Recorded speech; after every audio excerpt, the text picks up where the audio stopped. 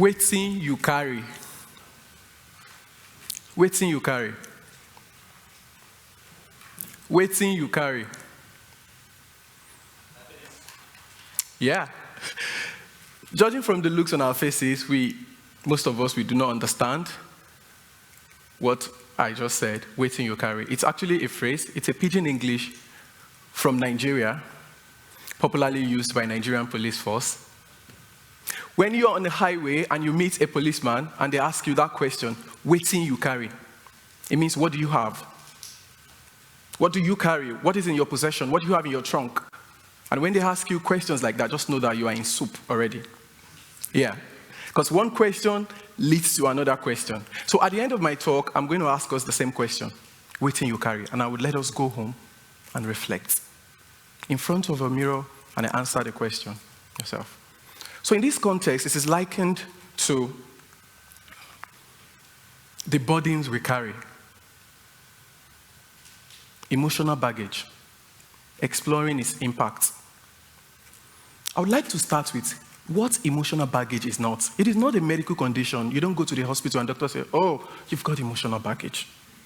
You need to take this drug, you need to take this drug.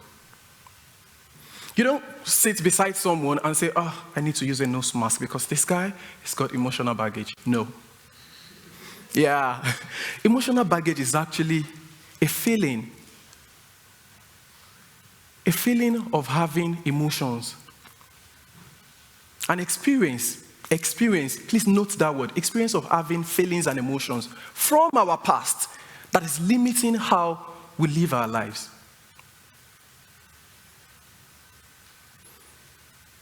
It comes in different shapes and sizes. You can see these beautiful people. Yours could be very well wrapped in Dior. Another person in Chanel, Louis Vuitton. Just pack it. Baggage is baggage. Excuse me, Sama. It is no respecter of race, religion, location. And I'm sure most of us, we've got emotional baggage. One beautiful thing about emotional baggage is it is very easy for you to see that another person has got baggage. But you, looking down, you find it really difficult to know that, oh, I think I've got the same problem as well. Is it okay for me to say people who've got emotional baggage lack self-awareness? Yes, 100%. You only see from other people. You don't see yourself. So, apart from all these bags that you have seen, beautiful bags and handsome babes and girls carrying them, that is not what emotional baggage is. In this bag, anxiety, fear, past failures, negativity, I don't know, it might be betrayal, you've trusted a friend, they broke your heart. So many people have told you, you can't do it. You're not good enough. So take a look at this man. He's carrying the weight that is too much for him. Might probably be in his 40s or so. But because of the burden he's carrying, it looks really old. That's what emotional baggage can do to you. If you don't let go of all these experiences, past experiences, it makes you just stay in a circle and you keep walking around a circle. That's emotional baggage for you. See?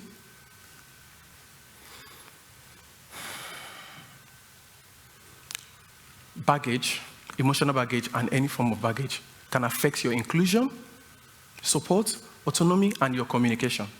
As a young child, I did not have the opportunity to sit on the dining table with my parents and my siblings. Because of the situation I found myself, I was made to believe that a mother should be the one to provide for the family, to act as the father and also as the mother. So when I go to school and I see other kids and I see their dads drop them in school, I feel like this is not normal because I'm not used to it. Why do you have a father? Why is your dad coming to drop you in school? It looks weird to me because I never had that experience. So when I see them, I feel I don't belong with this category of people. I can't match up with them because they seemingly have a perfect family, which I do not have. Without anybody telling me, I processed it on my own mind, that I am less of human. I am not able to match up with these people. When I see so many people looking at me, then different thoughts will be coming to my mind. I'll be asking myself a question, and I'll be answering it myself. Why am I so unlucky? Are they looking at me that I'm going to be a failure because I don't have a father? Because I didn't grow up with my father, because I was raised by a single parent. Oh, kids from single parents, they are not successful, they grow up to be wayward and all of that crap. But it was affecting my grades, it was affecting how I relate with people, because I do not associate with people with with father and mother. I prefer to associate myself with people who've come from a single parent, because I believe, yes, these are my type of people. I can communicate where we understand each other's stories. So, but then it was affecting me because I was unable to explore. I was unable to harness the potentials, because it limited me to some certain set of people. That is what emotional baggage. Sometimes the greatest barriers to our growth and flourishing are the things we're already carrying. It is not the bag you're carrying here. It is not the bag you're carrying. It is what you have here and what you have here. These burdens, they weigh us down. They weigh us down, prevents us from receiving further blessings, and keeps us from seeing the needs of others. That is why most times when you are in a conversation with another person and a statement is made, you flash back to your past. You say, so person made this statement and this is what happened after it. So you react based on the experience that you've had. You meet new people, but you don't know how to treat them. You don't know how to communicate with them because of your experience from the past. So it's going to cloud your judgment, whatever thing you see. If you have been betrayed, say by your boyfriend and all of that, you tend to see every other guy like that. All men are this. But if you don't allow yourself to really see who the next person is, how do you move forward from there? Life's most persistent and urgent question is, what are you doing for others? How can you do something for other people when you have not done it for yourself? For you to actually know that you want to support other people, you need to first see you. If you don't see yourself, you can't see the needs of people around you. So many people depend on you. They are looking at you. They may not be talking to you, but they see you, they love your lifestyle, they see how you look, and they be like, I want to be like this person. But you are not always available. You are not there to support them. People on your streets, on your campus, they look up to you, they see you. I like the way this guy talks, I like the way he reads, I like the way he passes all his assessments and all of that. But you don't know that people are looking at you. There are so many people that actually need your support, but because you are not available for them, how can it affect your communication skills and your communication generally? When people come to you, talk to you, you don't listen. Because you believe, oh, I understand. I understand, I've been there. I've been through it. It has happened to me. That's why most of us who have suffered this emotional baggage, who've carried this emotional baggage with us, we actually want to talk about it, but then we don't know the right person to talk to. We don't know. There are people that when you tell them the story of your life, you go on WhatsApp the following day and you see, oh boy, people are going through stuff in this life. And you'll be like, really? I just told you yesterday that I'm going through this, and you went on your WhatsApp status and people are going through stuff. So it makes it really difficult for people to express themselves. When we come to you and we want to talk to you about what we've been through, just please listen to us.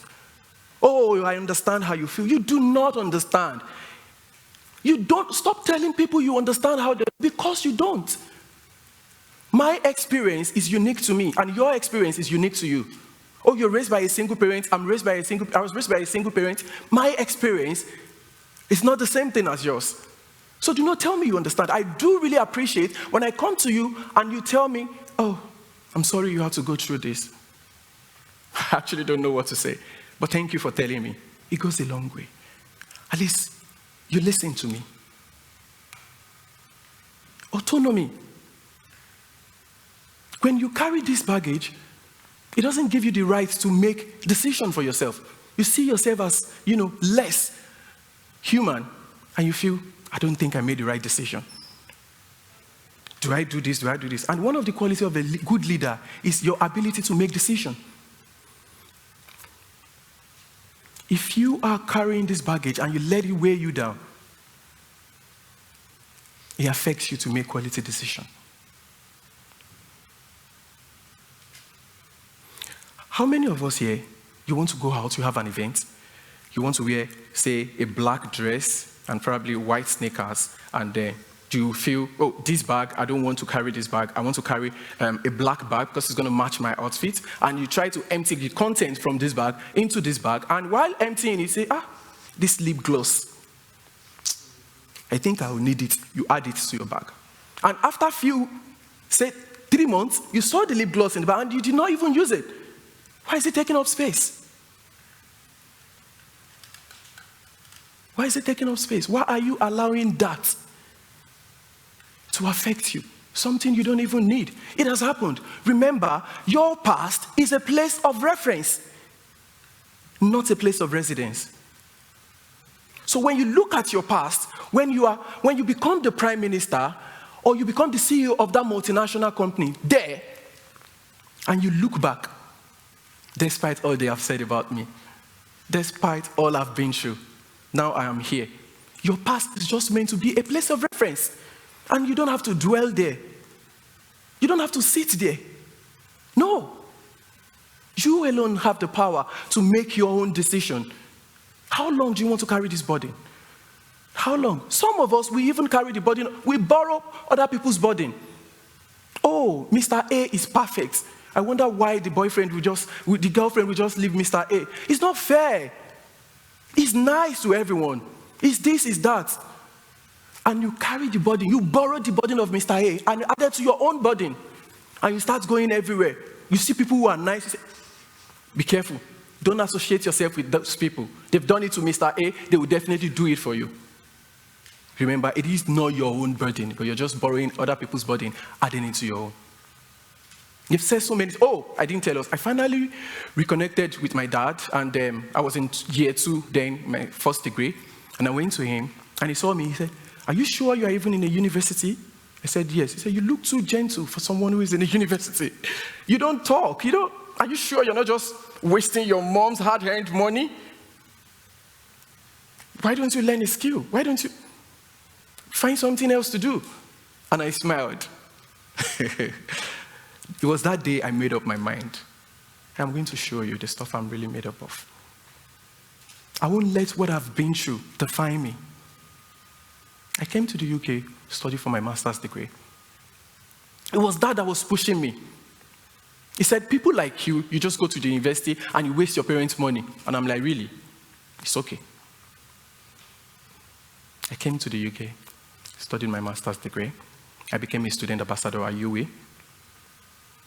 I had my picture at the Black Hall of Fame as well. And I also became the Black Minority Ethnic Officer at the Student Union. Should I short course, ladies and gentlemen? Come July, I'll be graduating to master's degree. And I cannot wait to actually show the world what I'm made up of. Ladies and gentlemen, no matter what you have been through, that guy has said, no one is going to love you, or you feel you see yourself like, people don't love me. You're in a relationship with the new person, the authentic person, people that actually loved you, but because you've been you had some experiences with people who see you take advantage of you. You are now in a relationship, in a perfect relationship, but you don't see how much the person loves you because your mind is telling you same thing is still going to happen. Because it has happened before does not mean it's going to happen again. Yours is low self-esteem. You've heard it from A, B confirms it, C confirms it, D confirms it, and you feel, well, everybody, it has been confirmed. I am good for nothing. Why do I have to stress myself? Whoever says there is no 10th opinion, there is no 11th, 100th opinion. Who said that? Out of all this, the one thing, the only person that have a say is you. This is your past. This here today is your present. And there is your future. So you have the right. It's you that can decide. I want to go back here. I want to pick all the baggages. I want to bring them here to my present. And I want to take them to my future. When you look at the mirror, what do you see? What do you see? Tell your neighbor, say, pack lights. Pack lights. Yes. Ask them, wetin you carry? That's what do you carry? What do you have in your mind? What is going through your mind now? Are you reflecting? Do not let what has happened to you define you. Let go. Most times, giving up doesn't necessarily mean you are weak. It means you are actually strong enough to let go. When we are around those people from our past, when we see them, you find yourself that your heart keeps beating. Boom, boom, boom, boom. Do you know why? Because you still have some of these things within you. Let it out. If you want to scream, if you need someone to scream, come and scream. I'm here. In fact, if you want to cry and you need company, call me. Are you available? I want to cry. Let's cry together. Let it out. It is time. You can't from here with your baggage and proceed to your future. No. If I carry you, if you are here and I lift you and I take you to your future, it is your choice to stay there. It is your choice to come back here and pick up your baggage. What doesn't kill you makes you stronger. Wetin you carry. Distinguished ladies and gentlemen, my name is Opeyemi Kareem, and this is my TED Talk. Thank you.